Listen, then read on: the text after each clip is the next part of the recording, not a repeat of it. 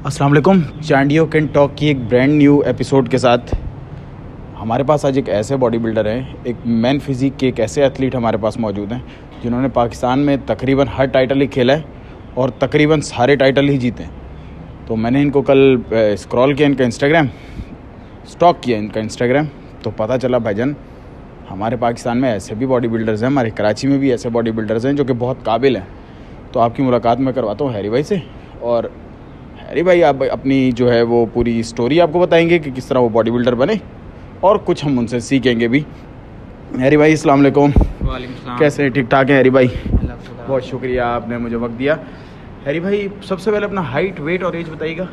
यार मेरी हाइट 5.6 है, एज मेरी 26 ईयर ओल्ड हूँ मैं, और वेट मेरा वैसे ऑफ सीज़न जब मैं गेनिंग भी होता हूँ तो 80 के करीब होता है, और ऑन स्टेज मेरा 68-67 वेट होता है। लेकिन अभी मैं क्योंकि अभी इंजर्ड था 4 महीने से, तो ना तो वर्कआउट कर रहा था और कोई ऐसा प्रोटोकॉल जो है वो यूज़ नहीं कर रहा था, तो अभी मेरा 70 नहीं। मेरी एक बॉडी टाइप ऐसा है जिसमें वेट गेन बहुत ज़्यादा होता भी नहीं है और बस एक मॉडरेट रहता है, मिडल में रहता है, मेंटेन रहता है। हैरी भाई आपने इस वक्त कौन कौन से टाइटल जीते हुए यार, हमारी ऑडियंस को बताइएगा ज़रा।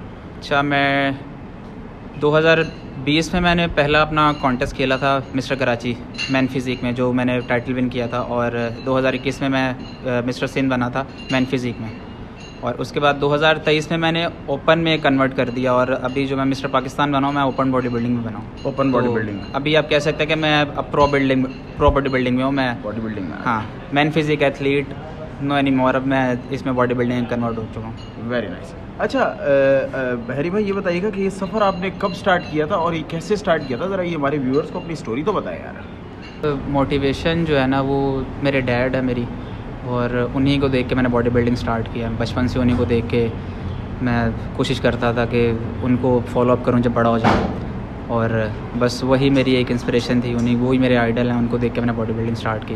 वो वाला किस्सा बताइएगा जो वो स्टेज पे खड़े में आपने फ़ोटो भी लगाई उनके साथ। अच्छा, वो 98-99 में वो प्रोफेशनल बॉडी बिल्डर थे, उन्होंने मिस्टर कराची मिस्टर सिंध का टाइटल विन किया। मैं अब ऑलमोस्ट 23 साल से वो कोचिंग कर रहे हैं इसी फील्ड में, मुझे भी ट्रेन उन्होंने किया है, 3 साल से वो मुझे प्रोफेशनली ट्रेन कर रहे हैं। वो और मेरे बड़े भाई हैं। बड़े भाई भी बॉडी बिल्डर है?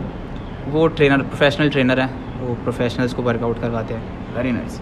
फिर तो घर में भी यार यही बात चलती रहती होगी, डाइट के हवाले से बात चलती रहेगी, एक माहौल ही बॉडी बिल्डिंग का हो। हाँ, हम लोग जब रूम में बैठते हैं तो वो डिबेट इसी पे होती है, डाइट, वर्कआउट और इसी सब प्रोटोकॉल्स पे, सप्लीमेंट्स पे, तो बात ही हमारी इस बारे में होती है। वो फिर एक बात भी होगी और कुछ सीख भी लिया। हाँ, सीख भी लिया, हर किसी की एक अलग ऑब्जर्वेशन होती है। ज़ाहिर सी बात है, अब्बा की बहुत एक्सपीरियंस है तो हम उनसे शेयर करते हैं कि हमने ये चीज़ ऑब्जर्व किया, तो कहते हैं हाँ, अब वो फिर अप्रूव करते हैं कि ये आपने सही ऑब्जर्व किया या गलत किया है। Very nice. अच्छा, अपनी ऑडियंस को, देखने वालों को मैं एक बात बताता हूँ। चूँकि हैरी ने जितने भी कॉम्पिटिशन जीते हुए हैं, एक बॉडी बिल्डिंग का छोड़ के, ये मैन फिजिक एस्थेटिक्स के, तो इनसे ज़्यादा फैट लॉस और मसल को जो है ना वो खूबसूरत दिखाने में कोई एक्सपर्ट होता नहीं है टेक्निकली पूरी दुनिया में। तो हम थोड़ी सी ना जो घर में बैठे हुए लोग हैं उनका जिनका वज़न बढ़ा हुआ है उनके हवाले से बात करते हैं हैरी से, और पूछते हैं कि यार उनको क्या करना चाहिए। हैरी भाई सबसे पहले जैसे फैट लॉस होता है, वेट लॉस या फैट लॉस, सबसे पहले तो ये बताइएगा ये टर्म दोनों अलग अलग हैं या एक ही है? यार वेट लॉस और फैट लॉस दोनों अलग हैं, ठीक है। लोग कहते हैं हमें वेट लॉस करना, और साथ में बोल देते हैं फैट लॉस करना है। वो समझते हैं कि शायद दोनों एक ही चीज़ है, लेकिन दोनों बहुत डिफरेंस है दोनों में। जब आपका वेट लॉस होता है तो साथ में आपका मसल मास भी जाता है, आपका फैट लॉस भी होता है, आपका वाटर वेट भी जाता है, और इसमें जो आपका मेन प्रोटोकॉल होता है आपकी कैलोरी डेफिसिट होती है। आपको कैलोरी डेफिसिट पे जाना है और आप वेट लॉस कर लेते हो। जबकि फ़ैट लॉस में ये होता है कि आपको एक प्रॉपर न्यूट्रिशन चाहिए, पूरे एक गाइडलाइन चाहिए कि कितना प्रोटीन, कितना फ़ैट लेना है और कार्ब कितने कट करने हैं, और उसमें आपका मसल मास नहीं जाता, सिर्फ आपका फ़ैट लॉस होता है। यार हैरी भाई, लेकिन मैंने तो ज़्यादातर ये देखा है कि हमारे जो वेट लॉस के लड़के होते हैं, डाइट उनको इतनी शदीद करवा देते हैं कि यार पूरा दिन भूखा मरते, उनको भूख लगना बंद हो जाती है। यार सही हरकत है? डाइट के मीनिंग ये स्टार्विंग नहीं है कि आपको भूखा ही रहना है, कि मतलब मैंने लोगों को देखा है वो सारे दिन में एक एप्पल खाते हैं और रात में कुछ थोड़ा बहुत खा लेंगे, खाना स्किप करना शुरू कर देंगे और बीमार पड़ना शुरू हो जाएंगे। तो ये कोई तरीका नहीं है वेट लॉस करने का, और ना ही इससे वेट लॉस होगा, इससे आप उल्टा बीमार होंगे। ऐसा ही है। तो आपको एक बैलेंस डाइट चाहिए, और आपको करना, आपका मेटाबॉलिज्म जब आप बहुत ज़्यादा भूखे और बहुत गैप दे के डाइट लेना स्टार्ट कर दे तो एक टाइम के बाद जो है ना वो आपको स्टार्टिंग में लग रहा होता है कि यार हाँ वज़न गिर रहा है, क्योंकि आप कुछ खा नहीं रहे तो वज़न तो कम होगा ही। फिर एक टाइम के बाद क्या होता है कि वो स्टक हो जाता है। फिर आप सोचते हो कि यार अब तो मैं अपनी मील भी स्किप कर चुका हूँ और सिर्फ सुबह ही खा रहा हूँ या रात को ही खा रहा हूँ और एक टाइम स्किप कर रहा हूँ, पूरा दिन कुछ भी नहीं खा रहा, भूखा रह रहा हूँ। अब मैं और क्या करूँ जिससे ये वेट जो स्टक हुआ है और नीचे आए और जो मेरा टारगेट नंबर है उस पर मैं पहुँचूँ।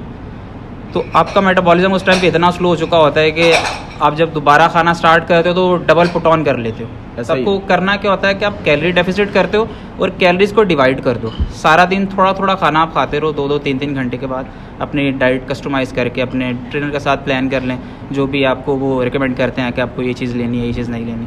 तो आपको स्टार्विंग नहीं करनी, बेसिकली गैप थोड़े गैप के साथ आपको अपनी डाइट लेते रहना। देखिए जी, ये प्रोफेशनल कोच होते हैं, उनके साथ जब मैं भी बैठता हूँ तो मैं ख़ुद भी बहुत सीखता हूँ। मेरा चांडियो कैन टॉक की चैनल की जो सबसे बड़ी मुझे अचीवमेंट लगती है कि मैं जिस भी ट्रेनर के साथ बैठता हूँ उनकी बातों से क्या हो रहा है कि मेरी नॉलेज बढ़ रही है। मैं बॉडी बिल्डर से भी मिल रहा हूँ, फिटनेस एक्सपर्ट से भी मिल रहा हूँ, एस्थेटिक्स के लोगों से भी मिल रहा हूँ। तो इन जैसे कमेंट्स आते हैं तो बड़ा मुझे ना एक मज़ा सा भी आता है और एक मेरी अपनी नॉलेज बहुत बढ़ती है कि यार चलो एटलीस्ट हमारे पाकिस्तान में ऐसे भी ट्रेनर्स हैं कि जिनको इतनी नॉलेज है और लोगों को सिखा रहे हैं। हैरी भाई, एक बात बताइएगा, स्टेज पे अपेयर होने के लिए आपको कितनी कोई मेहनत करनी पड़ती है यार? कितना टाइम लग जाता है? ये मेंटेन कैसे करते हैं सब कुछ, डाइट वगैरह, इसके क्या प्रोटोकॉल्स हैं सर? प्रोसेस क्या? टाइम कितना लगता है ये बॉडी टू बॉडी डिपेंड करता है, ठीक है।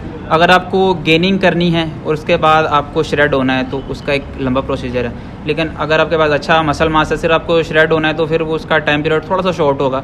ऑलमोस्ट आप ये कह सकते हैं कि 3 महीने में आप जो है ना वो अच्छी जो है ना वो प्रिपरेशन कर सकते हो कॉन्टेस्ट के लिए। अच्छा यार हैरी भाई, एक सवाल है, मैंने बहुत सारी पढ़ी है, बॉडी की टाइप होती है एनाबॉलिक, कैटाबॉलिक। यार कैटाबॉलिक और एनाबॉलिक ये होता है वो एक सिस्टमिक रिएक्शन कह सकते हो आप उसे, ठीक है।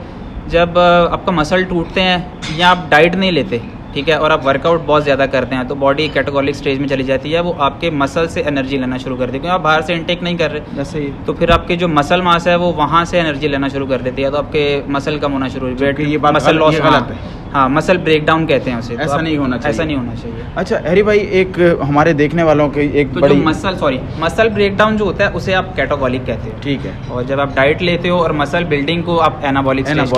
ये देखिए जी, ये 2 टर्म जो हैं ये बड़ी इंपॉर्टेंट टर्म्स हैं बॉडी बिल्डिंग में और ये बहुत कम लोगों को इन चीज़ों के बारे में इल्म है।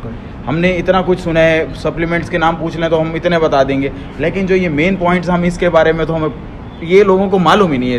बेसिक बताना हमारा काम है। अगर लोग इसको, अगर लोगों को रियलिटी से कोई मतलब ही नहीं है, वो कहते हैं बस हमें सप्लीमेंट्स दे दो, डे 1 पे आएंगे और बोलेंगे हमें कुछ ऐसा लगा दो जिससे बस मैजिक हो जाए और अगले दिन हम बॉडी बिल्डर बन के खड़े हो जाएं, जबकि ऐसा नहीं होता। हाँ, रियलिटी इससे बिल्कुल परे है। हैरी की इंस्टाग्राम की और फेसबुक की जो है ना वो मैं आईडी अपनी यूट्यूब की डिस्क्रिप्शन में डाल रहा हूँ और जो मेरे फेसबुक के व्यूअर्स हैं उनके लिए फर्स्ट कमेंट में मैं हैरी का इंस्टाग्राम डाल रहा हूँ। जिसको भी ट्रांसफॉर्मेशन या फिर कुछ ऐसे सवाल पूछने हो तो हैरी फ़ौरन रिप्लाई करता है। और हैरी को नहीं पता था इससे पहले कि मैं कौन बात कर रहा हूँ, लेकिन इसने जितने अच्छे तरीके से मुझे भी डील किया, बहुत मज़ा आया। इंशाल्लाह आप लोग को भी इनसे ज़रूर फ़ायदा होगा। अच्छा हैरी भाई, मुझे एक बड़ा इंपॉर्टेंट पॉइंट बताएं, पेट की टायर बन चुका है हमारा, ठीक है, अब उसके लिए हम क्या करेंगे कि यार पूरा मसल फेस भी पतला कर लिया, फ्रंट शोल्डर, बैक शोल्डर, हर तरफ से फैट चला गया, ये टायर बना हुआ है, एंड बचा हुआ है, इसके लिए क्या करेगा?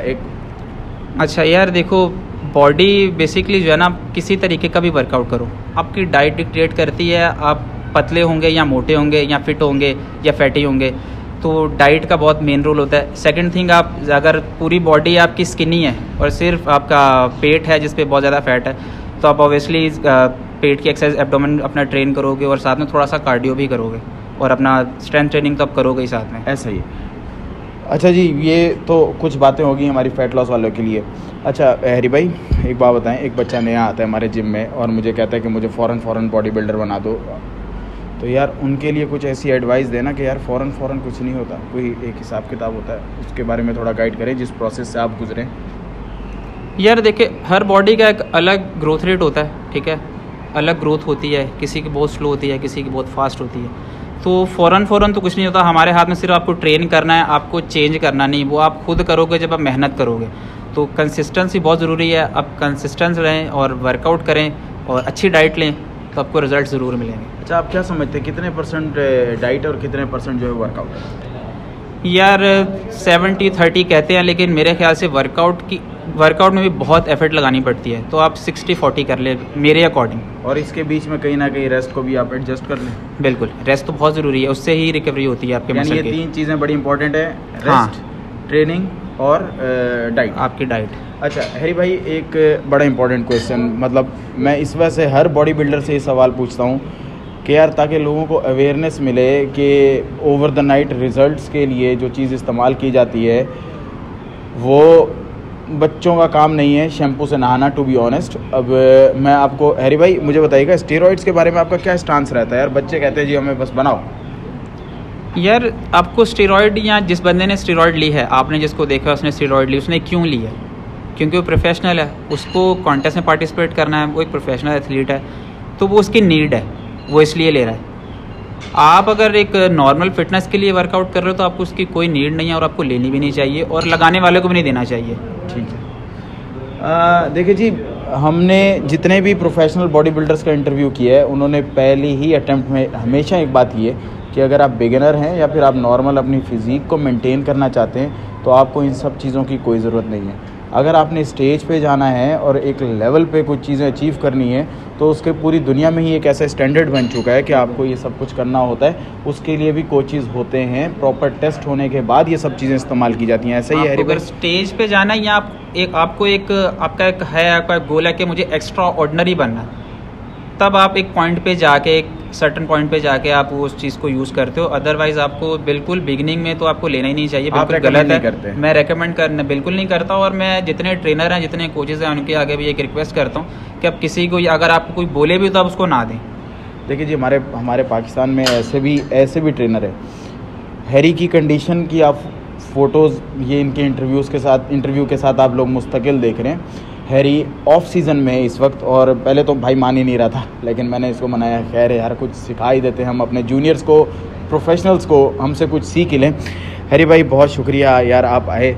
एंड में बॉडी बिल्डर्स को कोई एक मैसेज दे दें जो बच्चे बिगिनर बॉडी बिल्डर हैं उनके लिए, क्योंकि चांडियो कैन टॉक जो प्लेटफॉर्म है बेसिकली वो सिखाने के लिए बना है। सर क्या आप गाइड करेंगे लड़कों को, क्या मैसेज देंगे? यार मैं खासतौर जो बिगिनर बॉडी बिल्डर्स है ना, एक ट्रेंड बन गया, जब भी कोई कॉन्टेस्ट पे जाओ तो लड़ाई ज़रूर होती है। ठीक है, आप कहीं भी जाते हो, एक बंदा जो नहीं जीतता वो लड़ता है और प्रोग्राम ख़राब करके चला जाता है। कल परसों भी हम एक पड़ोसी मुल्क की वीडियो देख रहे थे, उसमें इकट्ठा हो गया तरुण गिल। हाँ, ये एक माइंडसेट है, वो लोग अपनी हार को एक्सेप्ट करना नहीं चाहते, और जो रियलिटी है वो उसको एक्सेप्ट नहीं करते, और वो अपने एक माइंडसेट से आते हैं। उनको लगता है कि मैं चैंपियन हूँ और मैं बिना किसी टाइटल के, बिना किसी अप्रिसिएशन, मैं बस विनर हूँ और मैं बस जाऊँगा, डिक्लेयर हो जाऊँगा कि मैं विनर हूँ। तो ऐसा नहीं है, आप कोशिश करो कि जो रियलिटी है उसको फेस करो। और मैं आपको एक बहुत इंटरेस्टिंग बात बताता हूँ कि जब मैं 2022 में मिस्टर पाकिस्तान का कॉन्टेस्ट खेला और मैं क्लास में सिल्वर मेडल हुआ था, और मैं उसी साल मिस्टर सिंध बना था मैन फिजिक में, और मैं क्लास में सिल्वर हुआ। मैं पूरा साल जो है अपनी गलती को ढूंढता रहा कि यार मैंने ऐसा क्या, और मेरे डैड भी, और हम तीनों भाई, अपने दोनों भाई और साथ में डैड, हम इस बात पे मतलब वो पॉइंट आउट करते थे कि यार ऐसी क्या गलती है या ऐसा क्या कमी रह गई है जिसकी वजह से मैं सिल्वर हुआ और मैं विनर नहीं हुआ, अब जिस पे हमें काम करना है। तो अपनी गलती को ढूंढना बहुत मुश्किल होता है, लेकिन आप अपनी गलती को पॉइंट आउट करो और उसके ऊपर काम करो ताकि आप विनर डिक्लेयर हो जाओ। तो लड़ने से कुछ नहीं होगा। कितनी शानदार बात है कि अपनी एक तो हार को एक्सेप्ट कर लो यार, ठीक है। बिल्कुल। और जो जजेस बैठे हुए होते हैं, देखो यार मैं एक बात बोलता हूँ, इंसान या तो जीतता है या तो सीखता है, कभी हारता नहीं है। अपनी हार से वो जो सीखता है ना, वो जिंदगी भर नहीं भूलता। ऐसा ही है। देखिए जी, मेरा इस स्टांस पे, इस पॉइंट पे मेरा एक स्टांस है अपना, कि जो जजेस बैठे होते हैं हैरी भाई, उनको भी नज़र आ रहा होता है कहीं ना कहीं पॉइंट्स में आप वीक हो रहे होते हैं। ज़रूरी नहीं है कि आप अगले से चौड़े हैं या फिर आपके फैक्ट्स बहुत ज़्यादा क्लियर हैं तो आपको जितवा दिया जाए। मुझे तो नहीं मालूम कि जजेस कितने पॉइंट्स। हमारे यहाँ पे 3 कैटेगरी इंट्रोड्यूस हो चुकी हैं, classic physique, man physique, body building. तो इन तीनों में अलग तरीके की फिजिक चाहिए होती है, ठीक है। वो जजेस ज़्यादा बेहतर बता सकते हैं आपको कि आपकी बॉडी, आप जिस कैटेगरी में खेल रहे हो उस कैटेगरी के लिए सही है या नहीं है, फर्स्ट थिंग। अब सेकंड थिंग ये है कि आपके साथ जो कंपेटिटर है वो आपसे अच्छा है, तो ज़ाहिर सी बात है वही जीतेगा भाई। सही बात है। तो जजेस की भी आंखें होती हैं, बिल्कुल, ठीक है, उनको नॉलेज होती है, उनका एक्सपीरियंस है। कुछ हमारे जो है वो एक्स बॉडी बिल्डर भी हैं जो जजमेंट के पैनल में बैठते हैं, तो जाहिर सी बात है उनको आपसे ज़्यादा नॉलेज है। आपने शायद अभी 3-4 महीने से स्टार्ट किया, लेकिन वो सालों से काम करे, 20-20 साल हो चुके हैं लोगों को। पैनिक ना करें, इंतज़ार करें, हाँ जी, अपने आप को और पॉलिश करके आएं, थोड़ा वक्त दें, वक्त को वक्त दें और अपनी जो और मेहनत करें मेहनत करें और अपनी कंडीशन पे थोड़ा और फोकस करें, बिल्कुल, तो जीत जाएंगे इंशाल्लाह। कोई ऐसा मसला नहीं है। चाइंडियो कैन टॉक की एक बड़ी मज़ेदार सी एपिसोड आपके लिए हम लोग लाए थे। हैरी भाई बहुत शुक्रिया, थैंक यू सो मच, बहुत शुक्रिया। तीसरी टेक में हमारा ये इंटरव्यू आखिरकार कामयाब हो ही गया। देखने के लिए बहुत शुक्रिया। खुश रहें, आबाद रहें। अल्लाह हाफ़िज़। अल्लाह हाफिज़। हला